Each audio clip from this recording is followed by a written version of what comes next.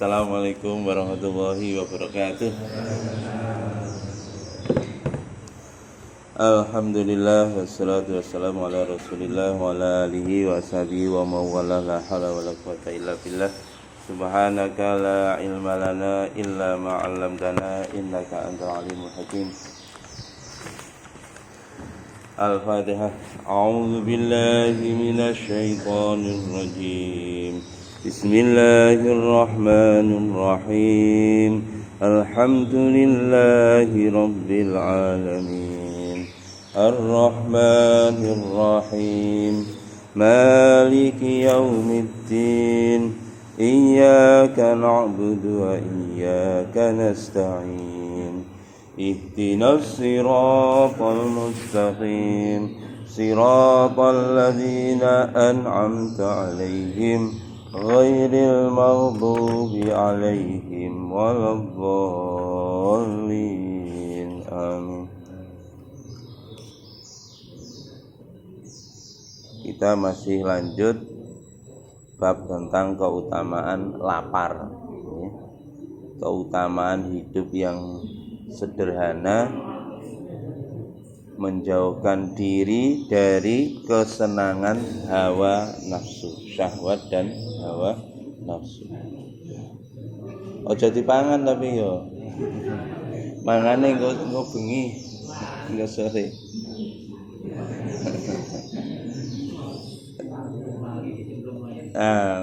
Kalih lali.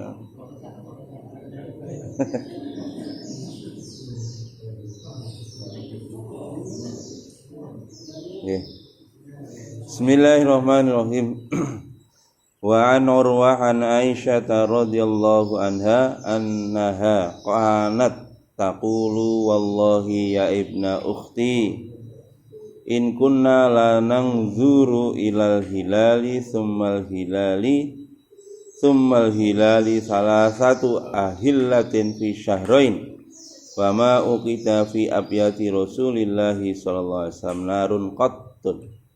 Qultu ya khallah fama kana ya'ishukum qalat al aswadan at-tamar wal ma illa annahu qad kana lin nabiy sallallahu alaihi wasallam jiranun minal ansar wa kanat lahum manayihu fakanu yursiluna ila Rasulillahi sallallahu alaihi wasallam min albaniha fayaskina. Muttafaqun alaihi.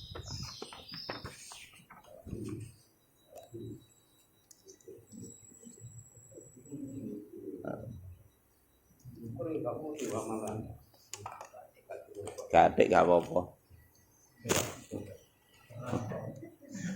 Banter suarane. Bismillahirrahmanirrahim. Dari Urwah dari Aisyah radhiyallahu anha. Urwah itu keponakannya Aisyah radhiyallahu anha. Jadi Urwah ini anak dulur wedoe Sayyidatina Aisyah radhiyallahu anha. Sesungguhnya dulu Aisyah bercerita, demi Allah wahai anak saudariku, yakni demi Allah wahai keponakanku, dulu kami melihat hilal, artinya melihat tanggal baru bulan, tanggal bulan ya. Seperti tanggal 1 Syawal itu hilal. Demi Allah kami dulu wahai keponakanku, kami melihat bulan, kemudian bulan lagi, kemudian bulan lagi, atau 3 melihat bulan fi syahrain di dalam waktu 2 bulan. Jadi kalau lihat bulan sekarang tanggal 1 ketemu 3 kali tanggal 1, artinya 2 bulan. Wa ma uqita fi abyati Rasulillah sallallahu alaihi wasallam narun, dan di rumah Rasulullah sallallahu alaihi wasallam itu tidak dinyalakan api qattun sekalipun. Jadi rumahnya Nabi itu 2 bulan berturut-turut tidak nyala api. Padha nggih kalih omahe kita nggih. Catering. Lah niku masyaallah. Berarti nek padha nek wis gak nyala api iki padha.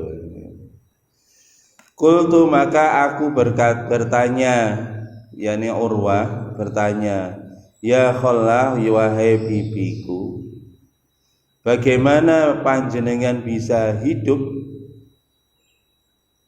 di mana di rumah tidak ada masak ya, tidak ada nyala api? Maka Aisyah menjawab, qalat al-aswadan, 2 benda hitamlah sebagai penyangga kehidupan kami. Apa benda hitam itu? At-tamar wal ma', kurma dan air. Illa annahu qad kana li Nabi sallallahu alaihi wasallam jirun minal ansar, kecuali kadang-kadang kata Aisyah, kami memiliki seorang tetangga dari orang Ansor. Wa kanat lahum manayihu, dan dulu tetangga kami itu memiliki seekor unta yang biasa diperah susunya. Jadi manayih itu unta yang diambil susunya. Fakanu yursiluna ila Rasulillah sallallahu alaihi wasallam. Oh, tetangganya enggak satu, ada beberapa tetangga memberikan, yang memiliki unta perah, mengirimkan susu tadi kepada kami keluarga Rasulullah SAW, sehingga kami pun minum susu dari pemberian tetangga-tetangga orang Ansor. Muttafaqun alaih. Hadis sahih nih, masyaallah. Ini pelajaran Kanjeng Nabi Agung Muhammad sallallahu alaihi wasallam itu hidupnya seperti itu. Kalau sekarang mungkin ukuran sekarang itu bukan sederhana lagi, sangat sederhana. 2 bulan berturut-turut hanya minum air dan makan buah kurma. Kaya ana sing siap praktek ya. Saulan Ramadan iki ceritanya cocok iki. Masya Allah. Padahal ini pelajaran luar biasa. Padahal kanjeng Nabi itu diutus oleh Allah untuk seluruh manusia. Wa ma arsalnaka illa rahmatan lil alamin wa ma arsalnaka illa kafatal linnasi. Tidaklah aku utus engkau Muhammad kecuali untuk memberikan rahmat kepada seluruh alam. Di dalam ayat yang satu lagi, tidaklah aku utus engkau Muhammad kecuali untuk, jadi wa ma arsalnaka illa kafatal linnas, untuk seluruh manusia. Zaman Kanjeng Nabi sampai detik ini, bahkan sampai dunia sebelum kiamat. Anehnya Bapak, Ibu-ibu, Kanjeng Nabi itu oleh Allah tidak dibekali harta. Logika kita sulit Pak untuk menerima. Nabi itu diutus untuk satu misi yang besar, tetapi Nabi tidak diberi harta. Bahkan jangkauannya bukan hanya di zamannya Nabi, sampai hari ini. Kalau logika kita Pak, kalau kita mau berjuang, jarine wong Jawa no, jer basuki mawa beya. Nak pengen sukses kudu ana biayanya. Tapi aneh, Gusti Allah kirim kanjeng Nabi Muhammad sallallahu alaihi wasallam gak diwehi duit belas. Bahkan kok duit kadang dahar, kadang boten, bahkan 2 bulan berturut-turut tidak mengepul dapurnya kanjeng Nabi. Beliau hanya makan kurma sama Masya Allah. Saya pernah mendengar ulama menyampaikan, jadi ini Maulana Umar Palangpuri, Allah yarhamu, beliau sudah wafat. Saya pernah ketemu sama beliau dan merasakan pelukan beliau, luar biasa, orang soleh. Masya Allah. Kenapa begitu katanya? Maka kata beliau, kalau Nabi itu diberikan sarana dan prasarana, diberikan harta, diberikan pangkat, diberikan jabatan, nanti umatnya akan yakin kepada tidak yakin kepada Allah. Dan ternyata bukan hanya kanjeng Nabi Agung Muhammad sallallahu alaihi wasallam, hampir mayoritas para nabi para rasul yang 25 itu tidak diberi asbab-asbab kebenaran, kecuali sedikit di antara para nabi para rasul itu yang memiliki kerajaan. Nabi Daud, Nabi Sulaiman. Ada yang jadi raja, dulunya menteri terus jadi raja, Nabiullah Yusuf alaihi salam. Selain nabi-nabi itu, mayoritas para nabi para rasul itu tidak memiliki asbab. Kemarin kita sudah cerita Nabiullah Isa alaihissalam, termasuk salah satu kelebihan Nabi Isa, beliau al-Masih kemana-mana jalan kaki. Itu Bapak yang dirahmati Allah Subhanahu wa taala. Makanya kalau untuk memperjuangkan agama Allah tidak perlu sebetulnya harta, pangkat, jabatan, kedudukan. Karena orang memperjuangkan agama Allah bergantung hanya kepada Allah, tidak bergantung kepada makhluk. Masya Allah. Bahkan kanjeng Nabi Agung Muhammad SAW dengan para sahabat diberi pelajaran oleh Allah berkali-kali, pengalaman beliau-beliau. Ketika para sahabat hatinya bergantung kepada harta, maka tidak ditolong oleh Allah.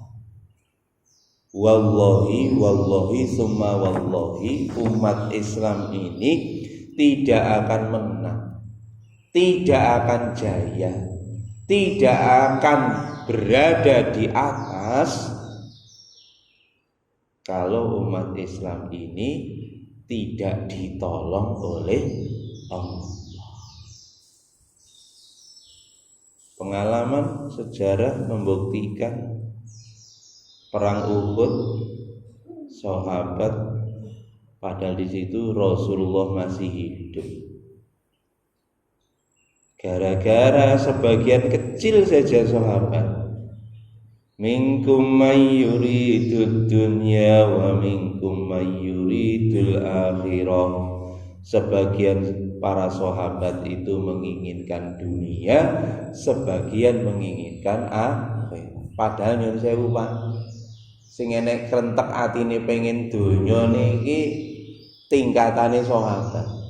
Sahabat niku nandikane para alim Bapak, para kiai, sak rendah-rendahe sahabat niku sak dhuwur-dhuwure wali.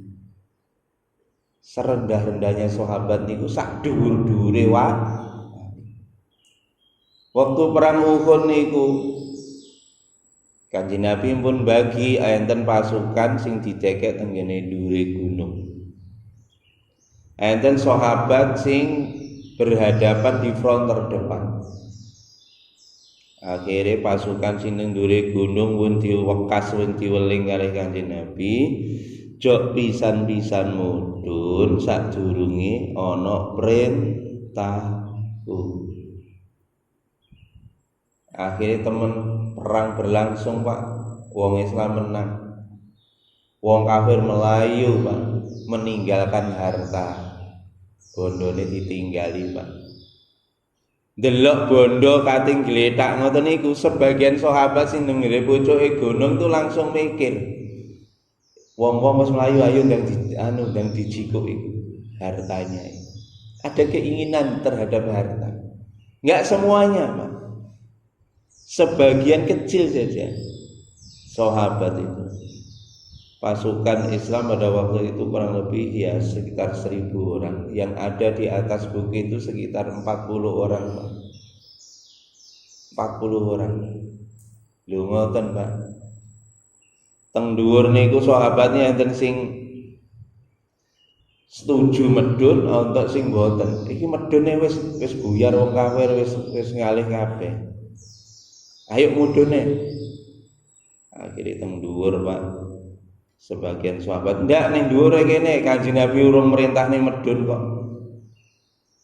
Lho iki wis buyar, perange lho wis mari, modho ae. Ya lah. Di antara sahabat nih. Akhire diputus komandan pasukan sing teng dhuwur wis mudhun wae. Niku ngendikane setengah para alim, Pak, di voting, Pak, teng dhuwur niku. Voting sing setuju medun wong 40 niku, sing setuju medun niku wakila namung 31. Kok namung 31? Sing mau bertahan wong 9 teng dhuwur. 9 lawan 31. Voting kalah. Akhirnya mudun, Pak. Begitu mudun tiba pasukan niku wau mengatur siasat. Begitu turun dari bukit, akhirnya pasukan kafir ganti naik ke atas lewat belakang.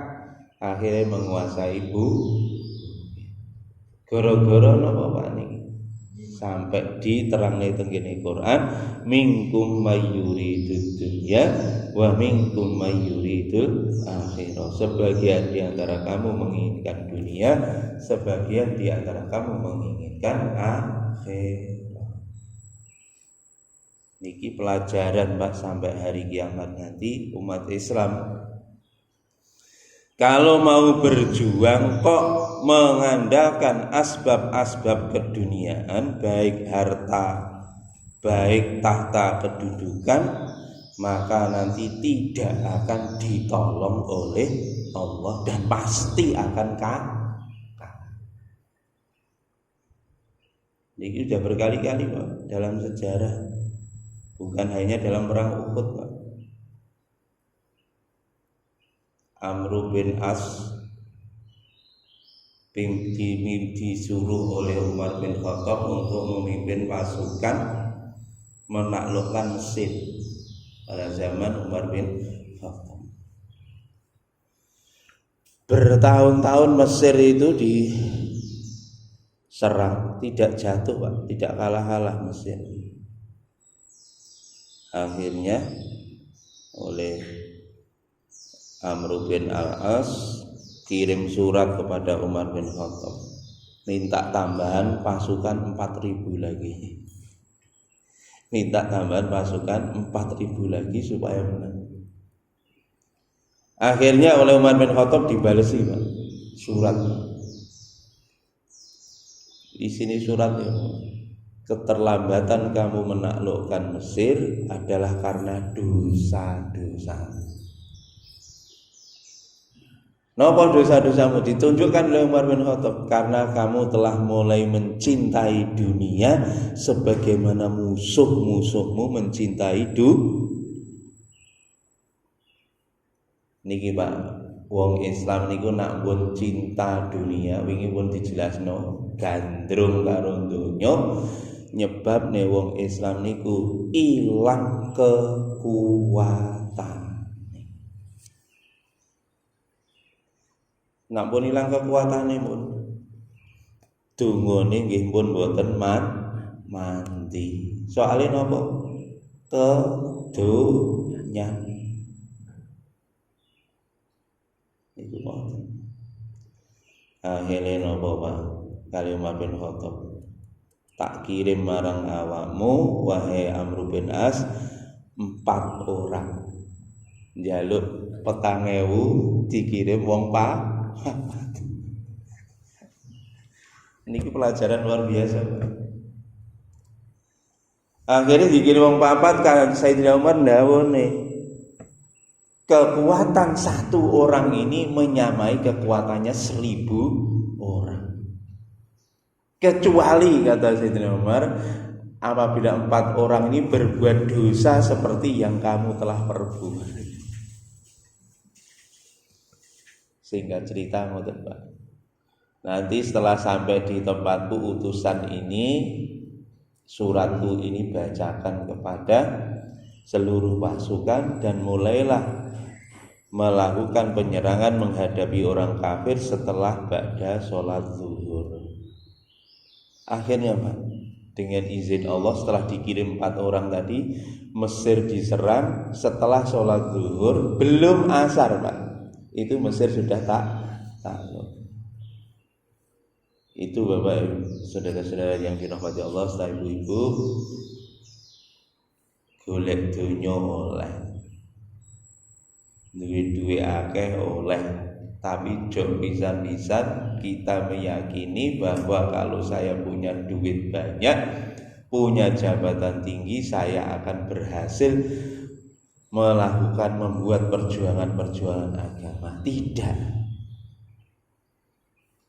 Perjuangan agama tidak butuh dengan harta, tetapi yang dibutuhkan adalah pengorbanan harta, pengorbanan waktu, pengorbanan tenaga, pengorbanan apa saja yang kita miliki untuk menegakkan agama Allah Subhanahu wa taala. Ini luar biasa. Dan itu dicontoh oleh para sahabat radhiyallahu anhu. Dengan izin Allah Subhanahu wa taala. Dulu Pak, pada zaman sekitar tahun 50-an, ini Raja Arab Saudi itu pernah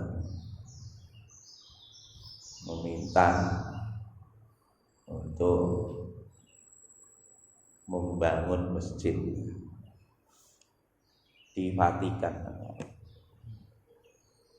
Maka dijawab oleh pemerintah Roma,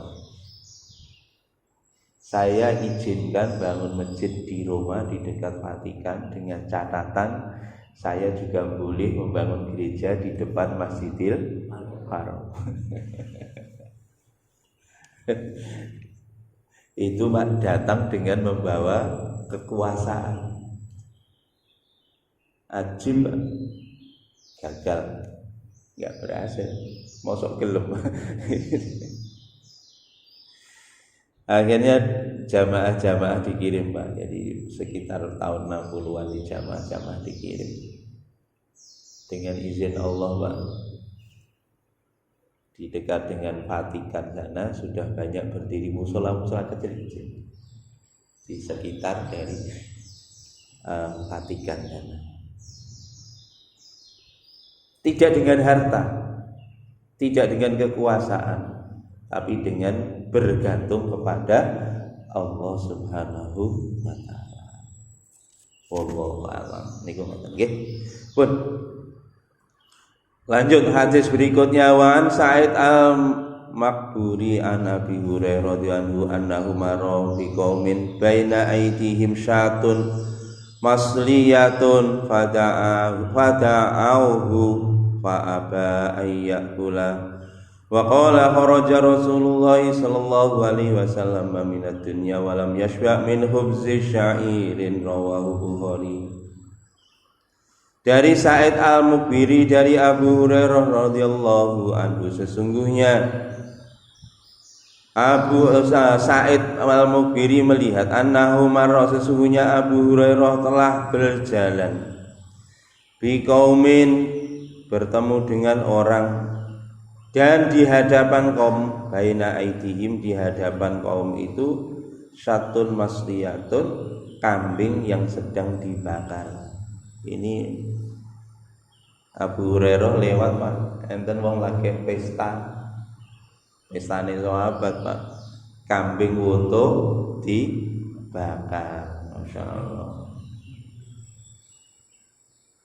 Kemudian diajaklah Abu Hurairah, wahai Abu Hurairah, ayo makan bareng, ini ada kambing utuh tak bakar, ayo makan bareng. Langsung Abu Hurairah menolak, tidak, saya tidak akan makan apa yang kamu bakar. Kemudian Abu Hurairah berkata, dulu Rasulullah SAW telah meninggalkan dunia ini dan tidak pernah beliau itu kenyang dari tepung syair. Nabi itu dulu jangankan kok daging panggang sakmono akeh, Kanjeng Nabi itu tidak pernah kenyang dengan tepung syair. Tepung syair itu adalah gandum sing kasar. Nggih Bapak-bapak, nek pernah munggah kaji ten mriku enten nek rasa munggah kaji lah teng Ampel dengan tingali ten mriku. Sing didodol teng Ampel niku lho tepunge alus-alus, Pak. Nek disobek ngoten lembut. Bangsane roti, senes roti Maryam niku ala Jawa ngono. Tamis misalkan, kapsa, tamis, jenengan teng warung niku semua tepung-tepung halus semua. Nah tepung kasar itu bener-bener tepung kasar. Nah tepung mriki ini padane niku padha karo niku lho. Nah beras niku beras leh napeni ora patek resik. Enten campur napa niku? Brambute lho, brambut napa niku? Dedek sing rada enek anune niku brambut. Apa kulitnya? Kecampuran kulit. Kanjeng Nabi niku sing didhahar nak upama sego sing campuran ngoten niku. Niki wau sahur kepethukan anu mboten, gabah mboten nggene jerone sego. Mboten nggih. Kira-kira nak pethuk gabah ngoten jenengan ya napa? Enek wiritan Surabayane. Engko jojoke ana wiritan Surabayane metu, masyaallah. Kanjeng Nabi niku upama medhahar beras ngoten, berase sing model ngoten niku, Mas. Jadi napa niku gandum yang kasar niku gandume niku mboten atik ditapeni nek cara Jawa piye. Yen kana napa nutu. Bocah saiki gak ngerti nutu ya apa karo gitu beras tuton ditutu karo ditutu biasanya terus ditapeni. Yen Kanjeng Nabi niki tenggene hadis berikutnya. Nanti akan cerita bagaimana yang didahar oleh Nabi sallallahu alaihi wasallam. Niki seperti itu, yang itu pun Nabi tidak sampai ke kenyang. Makanya Abu Hurairah ditawani dijak mangan kambing guling langsung ditolak. Awake dhewe kira-kira ditawari kambing guling ya. Alhamdulillah. Nah iso ya aja sitok lah kambing loro lah ngoten. Insyaallah. Itulah kehidupan para sahabat radhiyallahu anhum, orang-orang yang diridhoi oleh Allah Subhanahu wa taala. Lanjut. Wan Anas radhiyallahu anhu qala lam yakul Rasulullah sallallahu alaihi wasallam ala qawani hatta mata. Wa ma akala khubzan murafikan hatta mata. Jadi ini dari Anas radhiyallahu anhu, beliau bersabda, Anas ini senantiasa khidmat di rumahnya Nabi, melayani Kanjeng Nabi Agung Muhammad sallallahu alaihi wasallam. Anas bin Malik. Beliau menceritakan Nabi sallallahu alaihi wasallam belum pernah makan ala qawanin. Jadi di atas meja makan. Qawanin. Masya Allah. Jadi wahia al-maidah malam yakun alaiha ta'amun. Jadi wahwa niki. Jadi maidah niku meja makan. Jadi Nabi dulu tidak pernah dahar di atas meja makan yang penuh dengan makanan. Artinya bukan tidak boleh kita makan di atas meja makan. Meja makane Nabi niku ora pernah penuh. Jadi Nabi tidak pernah dahar makanan yang dihidangkan secara penuh di atas meja makan hatta mata sehingga beliau wafat. Awake dhewe sahur mejane kebek napa mboten, Pak? Nak buka sampai gak muat. Masya Allah. Enak sembau barang kalir to niku, masya Allah. Niku nak di Kanjeng Nabi itu tidak pernah meja makannya itu penuh dengan makanan sehingga beliau wafat. Wa ma akala khubzan murafikan, dan Nabi murafikon murakikon, Nabi tidak pernah makan roti yang halus hatta mata sehingga beliau wafat.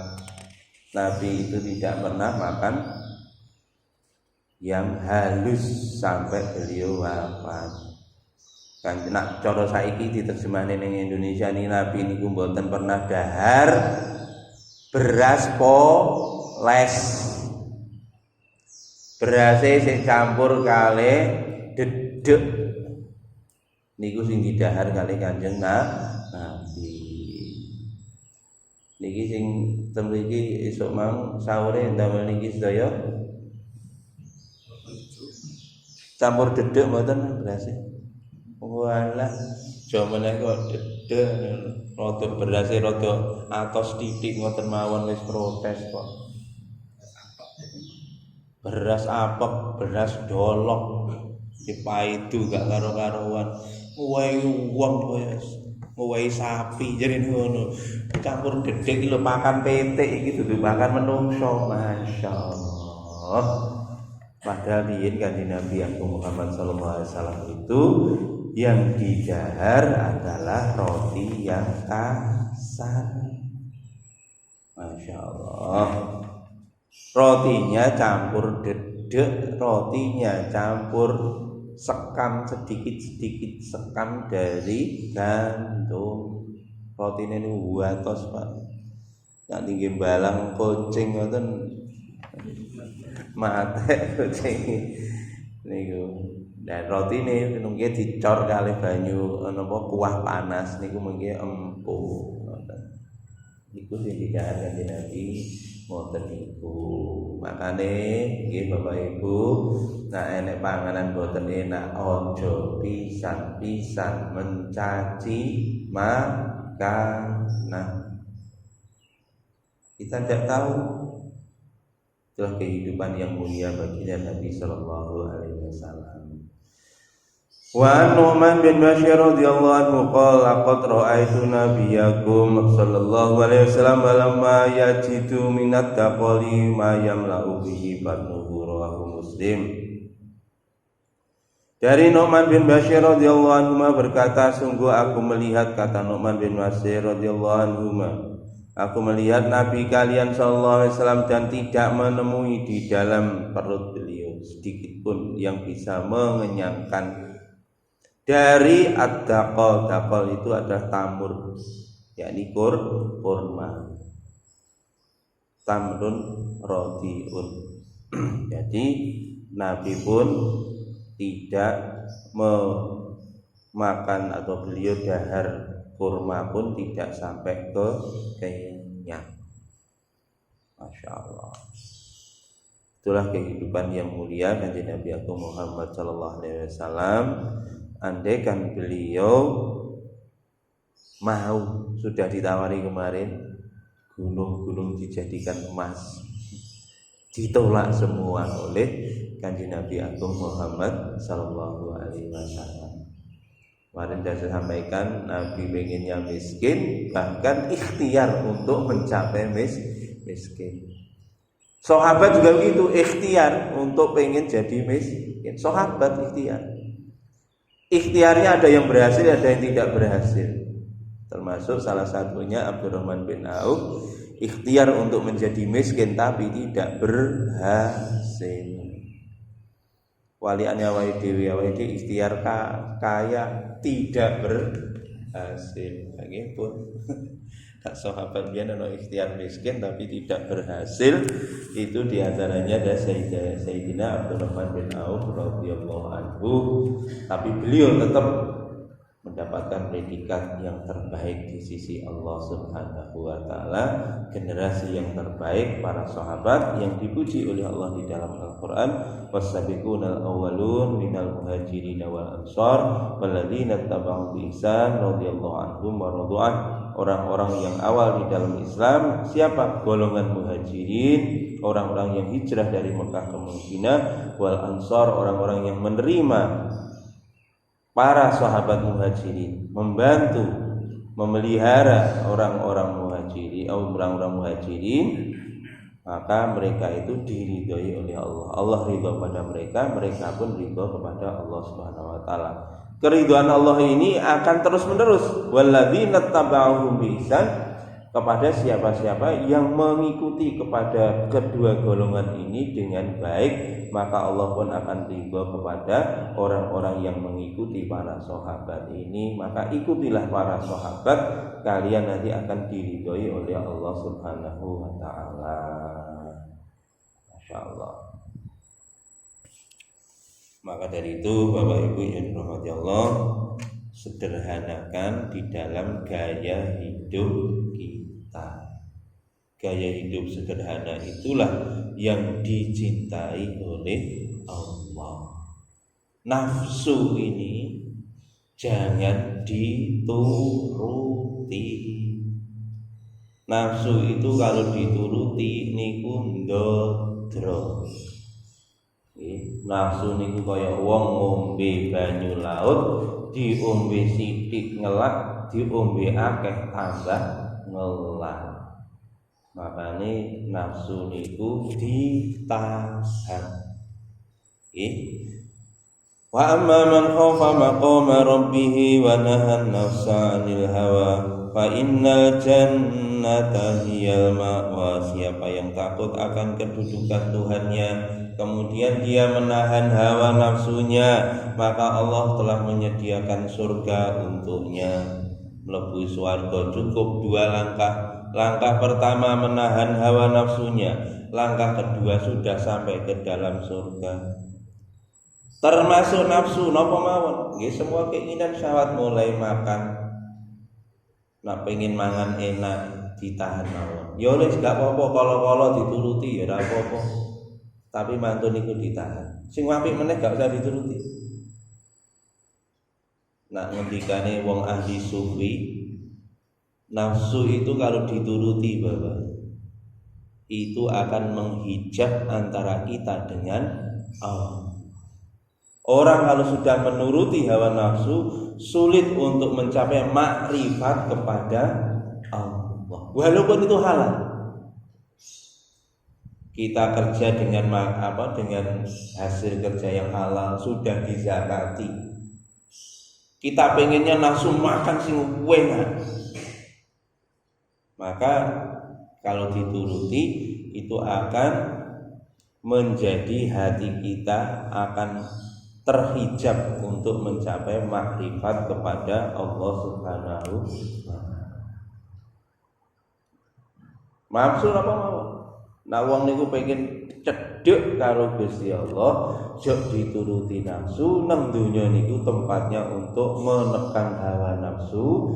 Nanti nafsu itu akan bisa terpenuhi kalau sudah di surganya. Sehebat apapun di dunia ini orang itu Bapak, kalau mau menuruti hawa nafsu pasti tidak akan puas. Gak ono nang donya niku wong puas mboten. Orang punya nafsu makan yang hebat luar biasa, kabeh sembarang warung wis dijajal. Apakah mereka puas? Boten. Enten Pak, sak porsinya regane 10 juta nih lho enten. Sak porsi. Masya Allah. Boten iku lho, bar mangan. Ning tangga puas kan? Yes. Wong wis duwe pakaian masyaallah. Tase regane piro, Pak? Tas lho. Cuwilik regane piro sak ember ngono. Masyaallah. Puaskah mereka? Enggak, saya suwe. Iki lho tas iku makane dienggo suwe-suwe bosen. Nang donya niki Pak mboten enten tempat untuk memuaskan hawa nafsu. Kenapa? Nafsu manusia tidak terbatas. Sementara untuk memenuhi kebutuhan-kebutuhan nafsu itu sangat terbatas. Tas, klambi, saya suwe ora kok saya apik, saya suwe mesti saya elek. Saya suwe wong niku bosen. Nang donya niki tempat yang membosankan. Wape bosen, Pak. Coba sampean bosen. Sing nang gunung jarine bosen aku. Urip kok ning gunung kaya ngene. Pengene nang gone kutha. Sing nang kutha Surabaya bosen mboten? Bosen pengene ning gone gunung. Lah bingung akhire gitu. Sing omahe niku ning gone napa niku? Adoh laut pengen cedhek laut, sing cedhek laut pengen ning ndure gunung niku. Karena napa tenggene donya niku nggene bosen.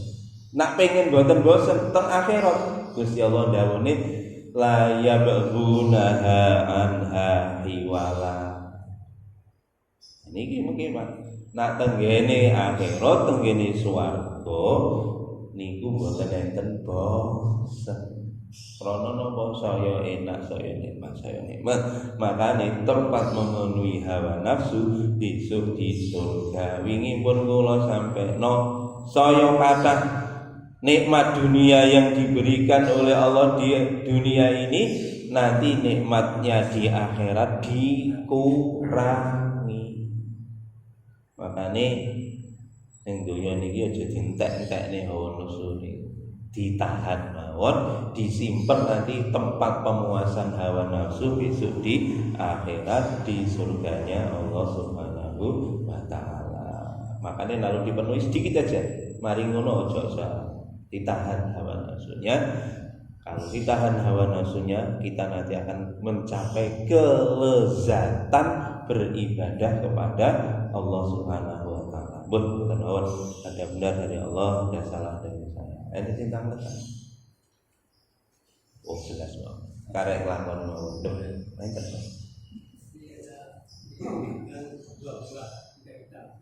Nggih. Jadi pertanyaannya Pak Gun angel jawab. Dua buah benda hitam, satu kurma, satu air. Nak kurma ireng itu maton ngono lho. Nak air kok hitam ini piye to? Padahal ini maksudnya air putih. Niki dijawab dengan ilmu napa Pak Gun? Kalau dijawab dengan ilmu fisika, dijawab dengan ilmu fisika. Jadi ada spektrum warna. Ini apa spektrum warna? Jadi warna itu kalau kumpulan Pak, dari warna merah Mejiku hibinium. Itu kalau diputar dengan kecepatan tinggi, Pak, itu akan terjadi diffraksi, nanti warnanya akan jadi putih. Niku warna putih itu adalah kumpulan daripada spektrum sinar. Nah, ini malah lah spektrum sinar dengan panjang gelombang yang berbeda-beda. Kalau dipadukan terbentuklah warna putih. Warna putih itu sebenarnya kumpulan dari berjuta-juta warna terkumpul jadi satu, itulah warna putih.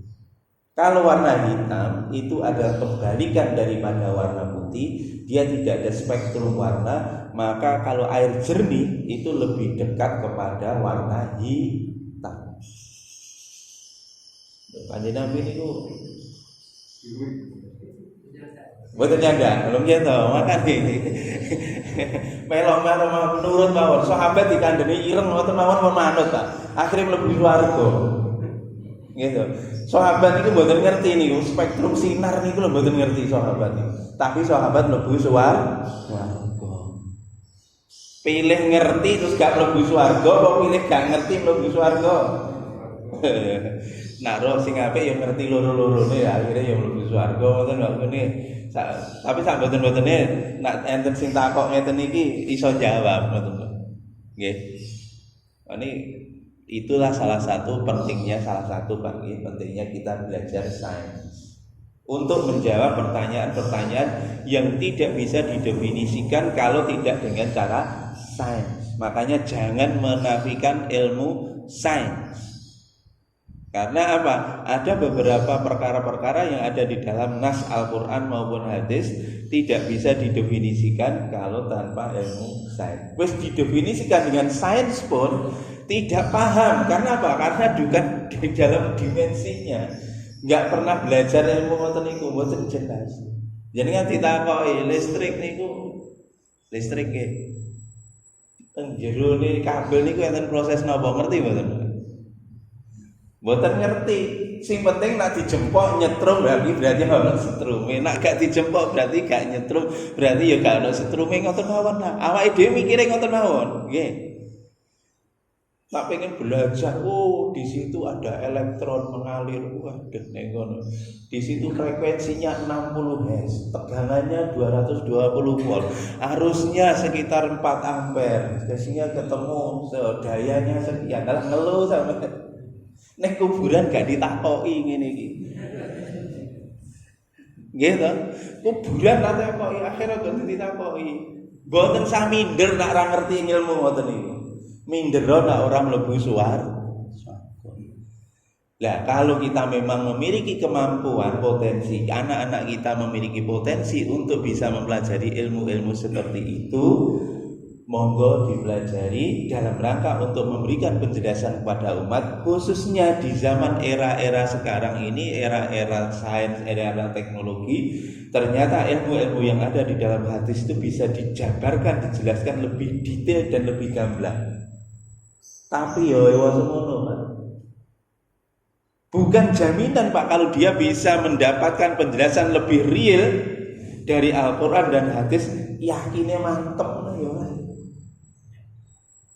Bareng belajar sains mau ngompeng ngono ya subuh ya kadang-kadang isih kepancang. Sahabat biyen gak ngerti sains, saurunge subuh niku mun teko teng masjid. Bahkan Pak niki tenggene riwayat hadis sahabat niku budal Jumatan niku dengan membawa obor. Budal Jumatan dengan membawa obor. Apa artinya? Saurunge subuh niku wis budal Jumatan. Bar subuhan niku terus iktikaf terus ning masjid sampai Jumatan. Niku sahabat ngoten. Awake dhewe lucu ngomong khutbah kedua lagi moro. Iki gak dilewatne speaker.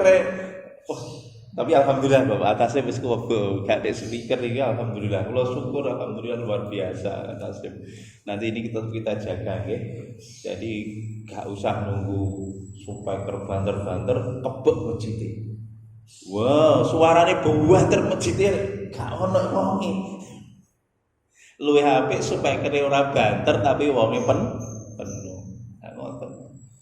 Niki lebih mendekati sunnahnya Nabi. Kanjeng Nabi zaman Kanjeng Nabi kan ada speaker, Pak. Tapi masjidnya pun penuh. Zaman Kanjeng Nabi mboten lungguhe mboten ngeten iki Masjid Nabawi, Pak. Pasir.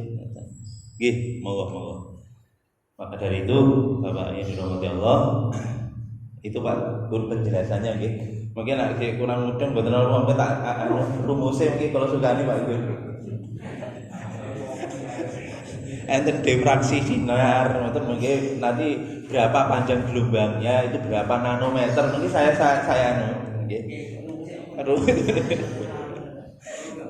Nggih pun mboten mawon nggih saya tutup nggih dengan majelis.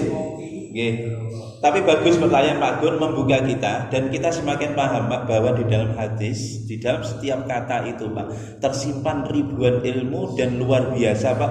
Ilmu itu bisa dijabarkan oleh ilmuwan-ilmuwan terkini di saat ini. Itu kehebatan daripada Al-Qur'an, kehebatan dari hadis Nabi sallallahu alaihi wasallam. Pun mawon kita tutup dengan doa subhanakallahumma wa bihamdika asyhadu an la ilaha illa anta astaghfiruka wa atubu ilaik. Assalamualaikum warahmatullahi wabarakatuh.